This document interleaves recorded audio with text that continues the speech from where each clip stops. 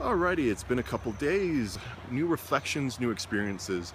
A little rain here, but yeah, nothing to, and some sun. Anyway, it's been absolutely gorgeous up here in the San Juan Mountains. Good time to reflect and observe American culture. If you haven't seen the previous videos, this is part of a series of reflections and observations that I put together after spending 2 years away from the U.S. So to kick things off, I want to talk a little bit about the skies. And that's not so much cultural, but one of the things that has really struck me is, and Arizona, to be fair, is famous for its sunsets. But here in Colorado and in Arizona, the skies are incredible. You just have so much depth, and the skies, the clouds end up being so high, so tall, so far up. And I don't know if that's the result of the mountains or just dry air, or ironic given it's raining, right? But what causes it? But even though there's another state that claims the Big Sky Country slogan, it's very apt for this part of Colorado as well. And it's amazing when your ceiling is that much higher and your clouds are just so much different. It really creates amazing cloud formations and a beautiful backdrop. It's also you get a lot on quite a few days. You get the skies that you might recognize from spaghetti westerns, and those perfect cinema clouds. So that's pretty cool. I've really been enjoying that. There's been quite a bit of rain as well, which is shocking given how dire the drought is in California. But here it's well, you can see it's green, the water levels are high, the deserts are green. It's amazing. As an extension of that, when we were driving through the desert, there were two things that really caught me. And one was, here you've got the desert where normally Mars videos and space videos are recorded, and covered by a thin layer of green, and that's pretty incredible. But then there's still enough dust getting kicked up that you could see the red hues of these red rocks and this red dust up in the clouds. And so looking out over Monument Valley, we didn't go in, but that region, you can see, you've got the red layer, and then part of it's the light reflecting, but then also it's just the red dust that then is up in the clouds, which was very, very, very beautiful. Back to kind of more cultural observations. I guess the one I'll start off with is that it's been a little bit of a shock and taken some getting used to just how friendly and how American conversation works again. Especially over the last couple of years with the Danes, it's very much, you engage when invited to do so, and you respect everybody's privacy. Versus in the U.S., for the most part, if you're in a public setting, and that includes restaurants or the supermarket, any conversation is fair game. So you can tune in and chime in with observations or notes or ideas or oh, hey, yeah, that's a great place, anytime you want, which ends up being, initially, I guess I felt the same thing that European friends have described, a little taken back, like, why are these people talking to me? Now I've kind of warmed up to it again, and I've got to say I love it, and I think it does so much for the way you interact with people and the way you engage and socialize, and some might consider, even East Coasters might consider it shallow banter, and I know those of us on the West Coast have been accused of that. But I think it's an invitation, and it opens the doorway culturally to have more conversations and to engage with people, in ways that you wouldn't otherwise engage with.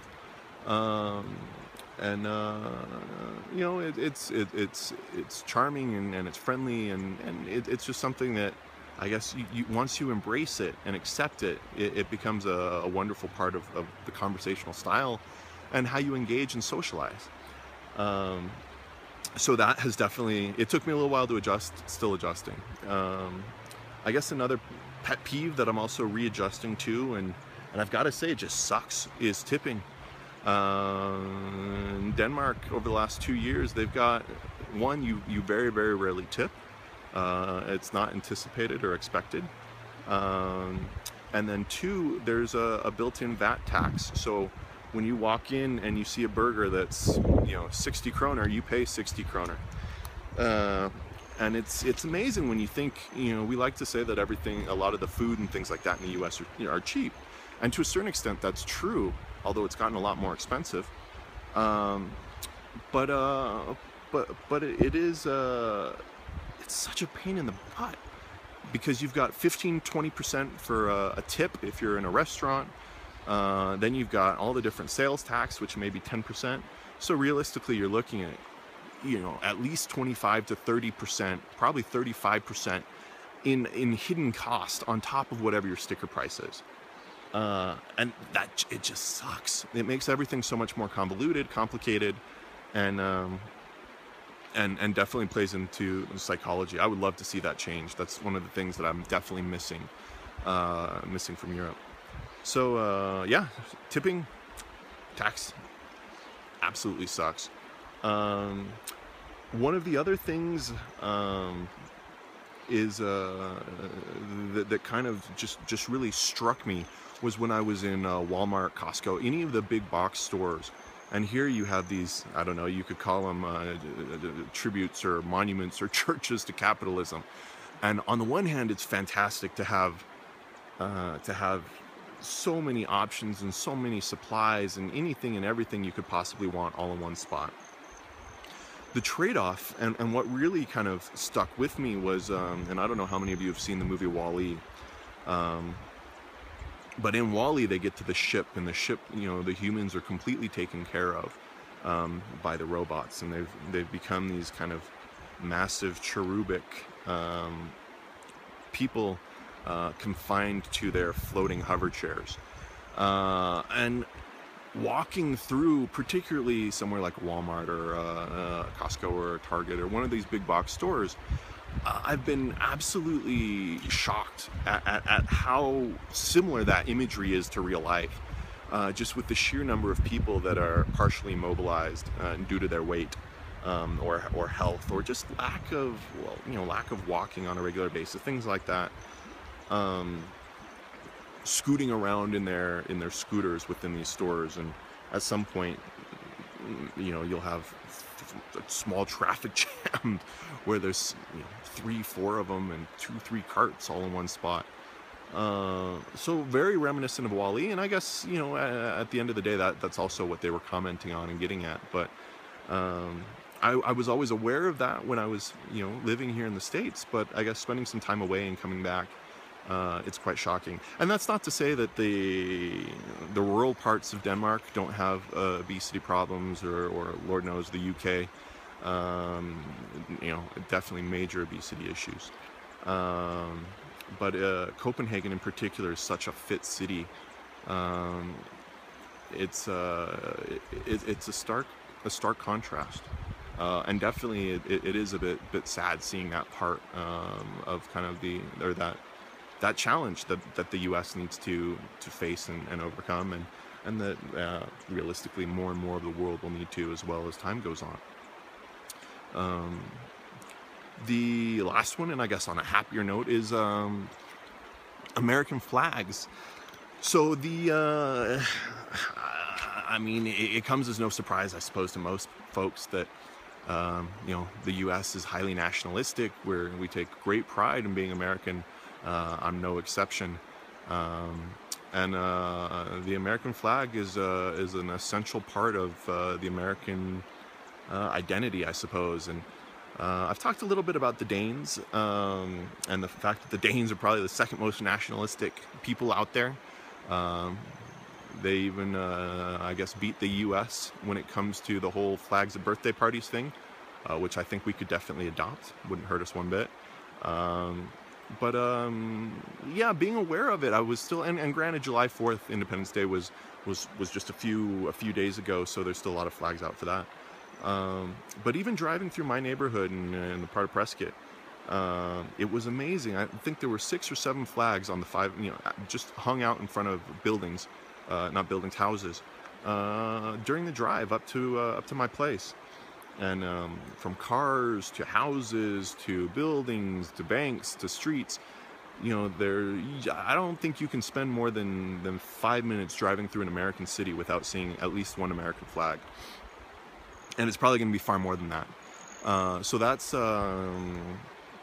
a pretty interesting aspect of the American identity, and it plays into also some conversations I've had recently with one of my good friends in Denmark, who he kind of has a foot in the UK and a foot in Denmark, and we'll go and we'll see movies together, because in Denmark most of the movies are subtitled, so I can watch them, and because they're American movies.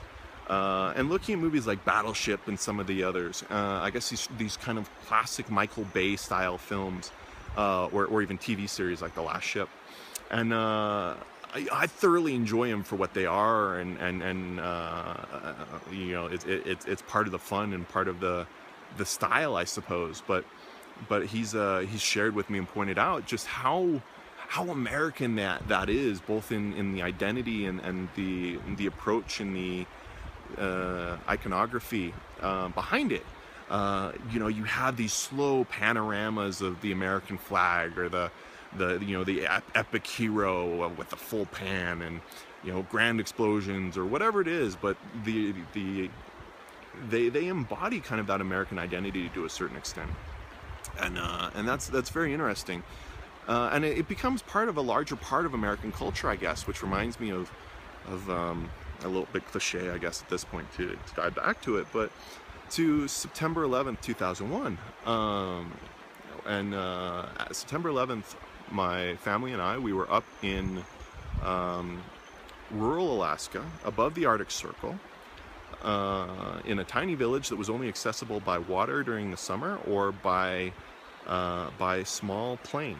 And so here, a lot of the locals in this small town had never been to Anchorage. The younger locals had never been to Anchorage, the state capital, let alone, I think Anchorage is the state capital. Anyway, the largest city in it's not the state capital. I guess it's probably Juneau. Anyway, hadn't been to Anchorage, the largest city in Alaska, let alone the continental U.S. And so here the attack happens, and we're unsure how that's going to play into their identity, because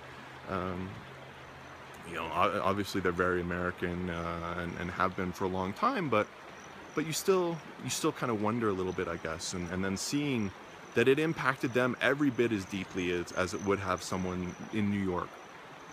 I think that was a really interesting takeaway and a tribute to the American identity and the American nationalism.